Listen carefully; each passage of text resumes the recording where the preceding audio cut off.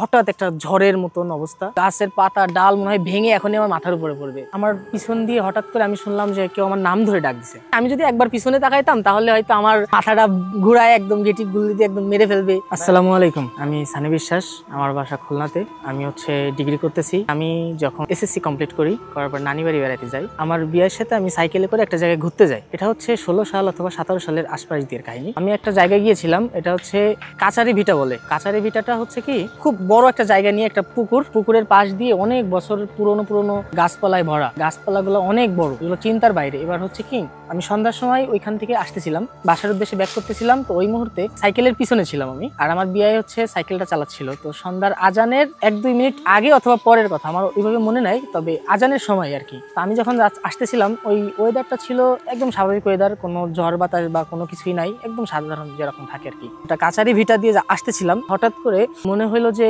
কয়েক মুহূর্তের মধ্যে, সেকেন্ডের মধ্যে হঠাৎ একটা ঝড়ের মতন অবস্থা।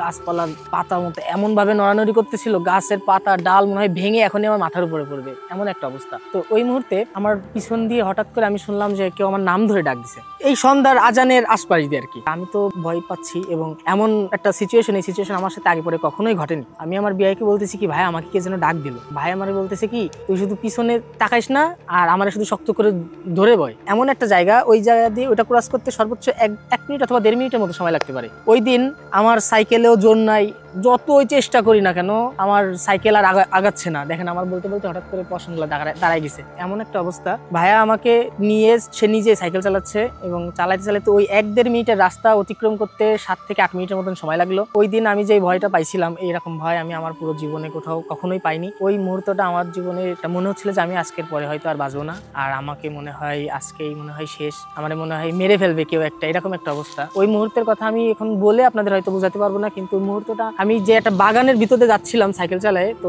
বাগানটা মনে হচ্ছিল সম্পূর্ণ গাছপালা ভেঙে চুরে আমার মাথার উপরে এসে পড়বে, একদম ওই শুধু ওই জায়গাটুকুর মধ্যেই, ওই কাচারি ভিটার যেটা ছিল।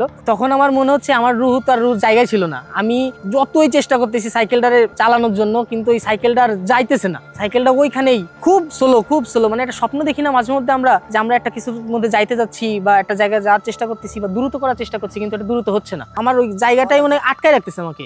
আমি একটা লুপে পড়ে গেছিলাম। আমাকে মনে হচ্ছিল যে ওইখানের ভিতরে কেউ টেনে রাখতেছে পিছন দিয়ে। তখন আমি চিন্তা করতেছিলাম যে পিছনে কি হতে পারে, বা আমি কোন একটা পরিবেশে চলে এলাম। এটা আমার জন্য একটা খুবই ক্ষতিকর এবং কষ্টকর বিষয় ছিল, যেটা আমি ওরকম পরিবেশে আমি চাই না যে আমি আর জীবনে কখনো পড়ি, বা অন্য কেউ এরকম একটা পরিবেশের সৃষ্টি হোক তার জীবনে। ওদিন আমার মনের ভিতরে শুধু হচ্ছিল কি, আমি যদি একবার পিছনে তাকাইতাম তাহলে হয়তো আমার মাথাটা ঘুরায় একদম গেটি গুলি দিয়ে একদম মেরে ফেলবে, বা আমাকে ওইখানে পুঁতে দিবে, এরকম একটা অবস্থা। মানে জীবনে ওরকম সিচুয়েশন না আসলে কেউ বুঝতে পারবে না। ওই রাস্তা দিয়ে আমি আগেও গিয়েছি অনেকবার, এবং ওই সিচুয়েশন তৈরি হওয়ার পরে আমি আরো অনেকবার গেছি, কিন্তু আমি আমার জীবনে কোনোদিন সন্ধ্যার সময় যাইনি। দিনের বেলায় গেলে আমার ওরকম ভয় লাগে না, আর ওরকম কোনো পরিবেশ তৈরিও হয় না। কিন্তু শুধু ওই দিনই আমি যখন মাগরিবের আজানের মুহূর্ত আর কি, আমি বাসায় ফিরতেছিলাম, একটু লেট হয়ে গেছে কারণ ছোট ছিলাম, সন্ধ্যার আগেই বাসায় ফেরার কথা। তখন আমি এসএসসি দিছি কেবল, আহামরি তো বেশি সাহসও না তখন। এরকম ঘটনা আমার যদি ঘটে তাহলে আমি আল্লাহরে ডাকবো, তার ছাড়া আমার কোনো অপশন নেই। আমি এরকম চাই না যে আমার জীবনে এরকম আর কখনো ফিরে আসুক।